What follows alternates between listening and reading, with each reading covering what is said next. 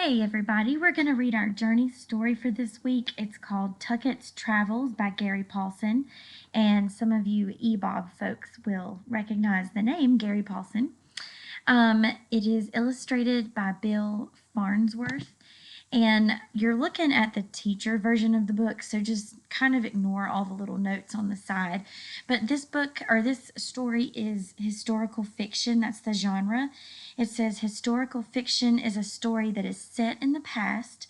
It contains characters, places, and events that actually existed or happened, or that could have existed or happened. As you read, you're gonna look for a setting that was a real time and place in the past, but details that show the story took place in the past. It's kind of like Hugo that we read, and oh my goodness, Resistance. I couldn't think of the name of the book. The setting is real, the past is real, but the specific characters are not necessarily real. They're the fiction part. Okay, Tucket's Travels. If there was one thing Francis Tucket knew with certainty, it was that death was close to taking them. Dawn was coming, and here he was, a 15-year-old boy in charge of two children, walking across a sun-beaten, airless plain that seemed to be endless.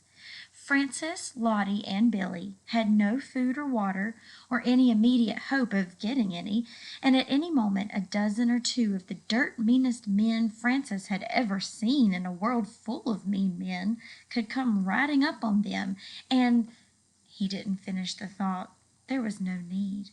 Besides, in surviving Indian fights, blizzards, battles, and thieves, he had learned the primary rule about danger. It would come if it would come. You could try to be ready for it, you could plan on it, you could even expect it, but it would come when it wanted to. Lottie and Billy understood this rule too. He had found them sitting in a wagon on the prairie all alone. Their father had died of cholera, and their wagon train had abandoned the family, afraid of disease.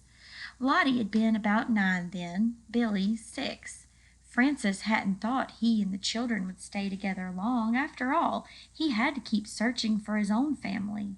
He had been separated from them a year before, when Pawnees had kidnapped him from the wagon train on the Oregon Trail. But Francis and Lottie and Billy, well, they were used to each other. They stuck together. Unlike Francis and Jason Grimes, the one-armed mountain man. Jason Grimes had rescued Francis from the Pawnees and taught him how to survive in the West on his own. Then they'd parted ways. Until last night when Grimes had helped them to escape from the Comancheros. The Comancheros were an outlaw band, ruthless, terrifying, inhumanly tough. To escape, Grimes had had to take the pack horses Francis and Lottie and Billy had been riding and lead them off empty, hoping the Comancheros would follow his tracks westward while the three children headed north on foot in the dark of the night. Okay, so we have three main characters so far. Francis is kind of the caretaker. He's only 15, but he's having to care for these other two children, Billy and Lottie. And none of them are actually related, or Billy and Lottie may be, but Francis is not related to them. They're just three children that were making this huge trip out west with their families and lots of other families on the Oregon Trail. And they've all been separated from their families. And remember, this is the past. This is during the 1800s. And so they're having to worry about these Native American groups attacking them, or outlaws and random men and women trying to come and capture them or whatever. So they're just trying to survive. It was a decent plan. It was their only plan, and it seemed to be working. As Francis and the two children had moved north in the dark, they had seen the Comancheros ride past them after Mr. Grimes tracking the horses. The Comancheros had missed the footprints of the children, partly because it was hard to see them, and partly because Francis made Lottie and Billy walk in each other's footprints. He came last, brushing out the trail with a piece of mesquite behind him. But luck was the major factor, the major piece in the plan. If the Comancheros caught Grimes or even got within sight of him, they'd know that Francis and the children weren't with him. They'd turn and come back for the children. Children meant real money because they could be sold or traded into slavery. Frances knew that brushing out the tracks would only work in the pitch dark of night. In daylight, the brush marks themselves would be easy to follow. Okay, so Mr. Jason Grimes is trying to help these children escape. He took their horses and he sort of went off in one direction to try to mislead the Comancheros and make them think that the children were one direction while the children actually went in another direction. But they know this isn't going to last forever. I'm tired. Billy stopped suddenly. I think we've gone far enough. Frances frowned. When Frances had first met Billy, the boy wouldn't say a word, and now he'd gone from never talking at all to complaining. If they catch us, they'll skin you, warned Lottie.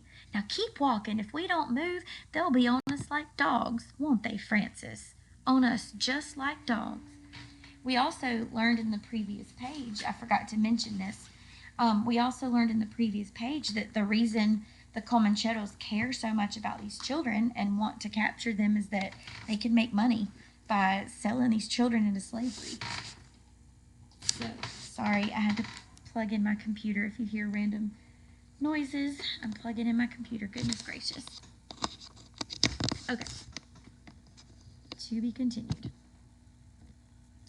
Lottie loved to talk, would talk all the time if she had the chance, seemed to have been talking since Frances had found her in that wagon.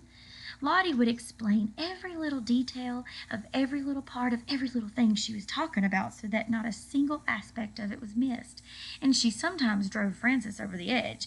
Now, as Billy started moving again, Frances picked up the pace, pushed them as hard as they could stand it, and then harder, and Lottie didn't have breath left to speak. Dawn brought the sun, and the sun brought heat. Frances and the children were bareheaded, and the sun quickly went to work on them. Billy wanted to complain, especially as the morning progressed, and there was no water, and the sun rose higher and became hotter, but Frances drove them until Billy began to weave. Then Frances picked Billy up and carried him piggyback, mile after mile, then yard after yard, and finally, step after step. That shows us that they're getting tired. At first they're traveling for miles, and then it kind of slows down, so it gives you a smaller measurement, and then step after step. The author's letting us know how tired the children are, and they're thirsty and hungry and completely hot outside, and they've walked forever, and they don't know really where they're going. Lottie saw it first. "Oh, there," she said. "See the spot?" Frances was near dead with exhaustion. He had hardly slept at all for the 2 nights before, and had been used roughly by the Comancheros in the bargain. He was close to the breaking point as he said, "What spot?" "There! No, more to the right. On the horizon. It's trees. I'm sure of it. A stand of trees." They had seen many mirages, images of trees and water that were not there.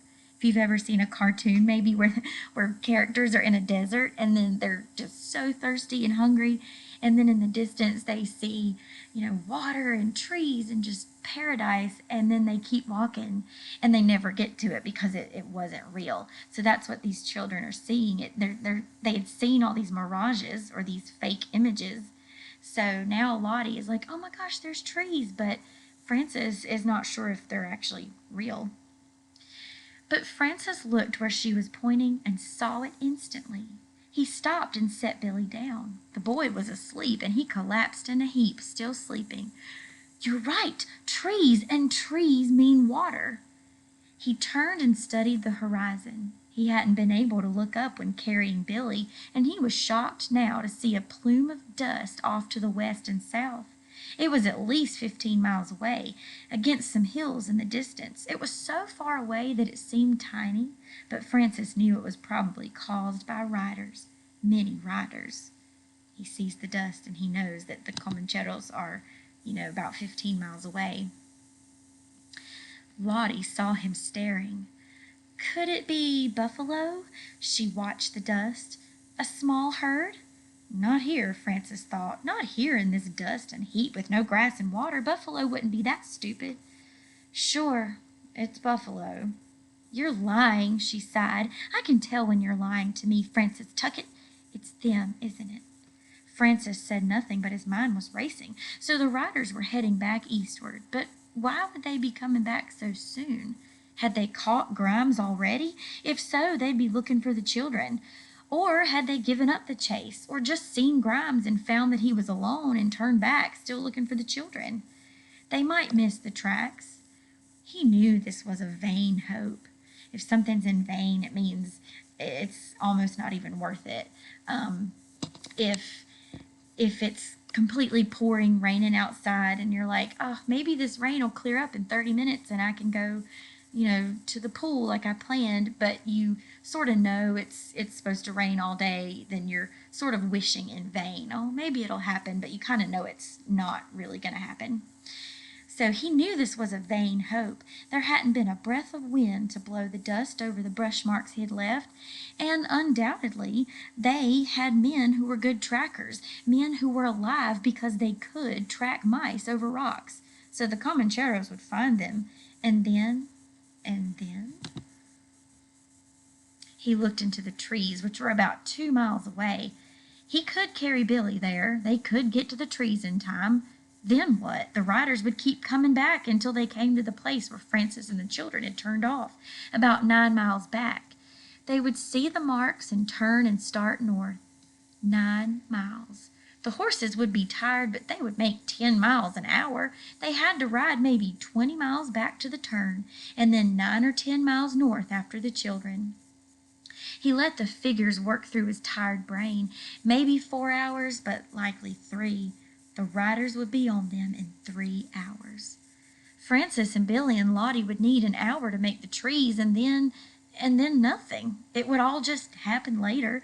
They'd get him and take the children, and nothing would have changed except that a few horses would be very tired, and he, Francis, would be dead. And as for what would happen to Lottie and Billy, his heart grew cold. But there was something else back there, more than just the plume of dust. There was a cloud. At first it was low on the horizon and showed only as a gray line, so low that Francis almost didn't see it. But it was growing rapidly, the wind bringing it from the west, and as it grew and rose, he could see that it was the top edge of a thunderhead. It didn't look like salvation, not at first.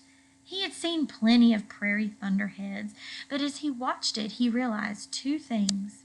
1, it was growing rapidly, roaring along on the high winds, coming toward them at a much faster rate than the horses of the Comancheros. 2, it would bring rain. Rain that would ease their thirst and cool their burning bodies, and far more important, rain that might wipe out their tracks, erase everything they had left behind them. Still, it was a race, and nothing was sure. The clouds had to keep coming to beat the horsemen to where the children's tracks turned north, and it had to rain. If the clouds turned off or didn't beat the Comancheros or didn't leave rain, then distance was all the children had. They needed to get to the trees and build some kind of defense. Francis picked up Billy, who was still sound asleep and seemed to weigh a ton. He set off at a shambling walk, abandoning the tedious brushing in their race to get to the trees. Lottie shuffled ahead, carrying Francis's bag.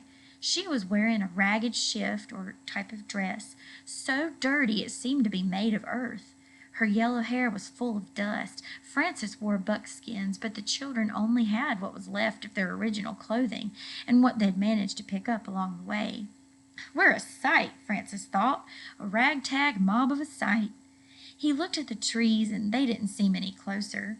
He looked at the cloud, and it was still building, though it seemed to be heading off slightly to the south. He looked at the dust plume, and it was still moving on the same line eastward, getting ready to cross their trail. He looked back to the trees and thought, I would absolutely kill for that old mule we had, but the mule had been taken by the Comancheros. They reached the trees just as the edge of the clouds caught up with them. 10 more feet and I would have died, Lottie whispered and sank to the ground. Francis dropped Billy like a stone. The boy fell without awakening and studied their location. It was a meandering, dry stream bed with a row of stunted but leafy cottonwoods on each side. There were also stands of salt cedar, thick and green, and while no water was evident, the stream bed seemed moist. Frances knew there was water beneath the surface, or the trees would have been dead. Lottie, scoop a hole there at the base of that rock. You want to start digging? Why don't you just go ahead? I have more important things to do than scrape at the old ground. Water. Francis was so dry he croaked. Dig down. Let it seep in. Oh, well, why didn't you say so? Lottie knelt by the rock and started digging in the loose sand with her hands. When she was down when she was down 2 feet, she yelped. Oh, here it is, just like you said, coming in from the sides. Oh, Frances, it's so clear. Come see. She scooped some up and drank it. Oh, sweet as sugar. Come try it. Francis knelt and cupped his hand and drank and thought he had never tasted anything so good. But he stopped before he was full. The wind was picking up now, blowing hard enough to lift dust and even sand, and he could no longer see the dust from the riders. The wind was blowing at the coming thunderheads, and he smiled because even if it didn't rain, there was a good chance the wind would fill in and destroy their tracks. By now the thunderhead was over them, dark, so huge it covered the whole sky, and the wind had increased to a scream. Here they are. Oh, you can tell it's getting ready to rain in the background with the clouds. So they're digging at the rocks to, let loose the water. Well, that tells us it does rain. Over here, Frances yelled to Lottie, beneath this ledge.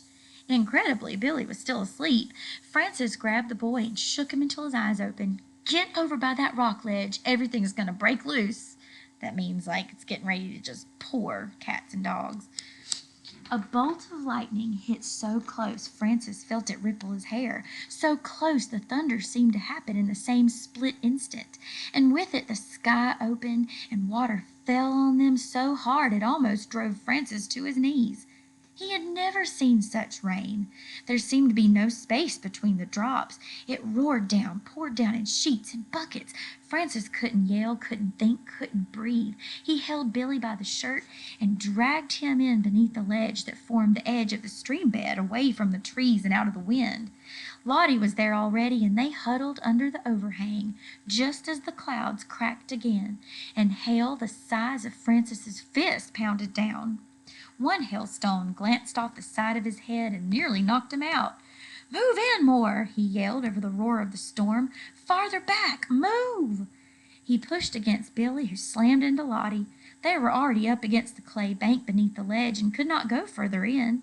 Francis's legs and rear were still out in the hail, and he took a fearful beating.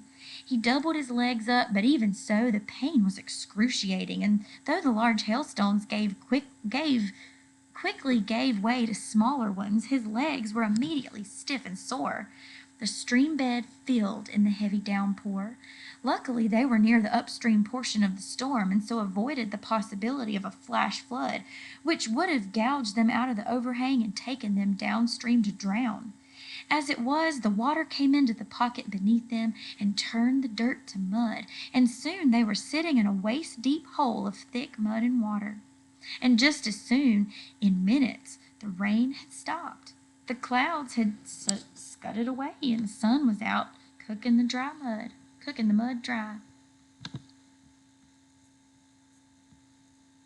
Must have been a cold front. It was just a quick, super intense storm with heavy rain that didn't last for very long. Aching, Francis pulled himself into the sun. The children crawled after. Water still ran in the stream, but was receding quickly. The hot sun felt good, and Francis wanted to take his buckskin shirt off to hang, but he knew that if he didn't keep wearing it, the shirt would dry as stiff as a board.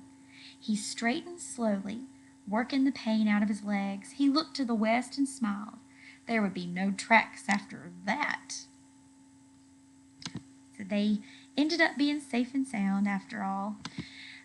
So what I want you to do now, if you haven't, well, you probably shouldn't have done it already, but I have shared on your little task board or on the extras file, there should be a paper that you can fill out the fiction form like we've done in class based on this story.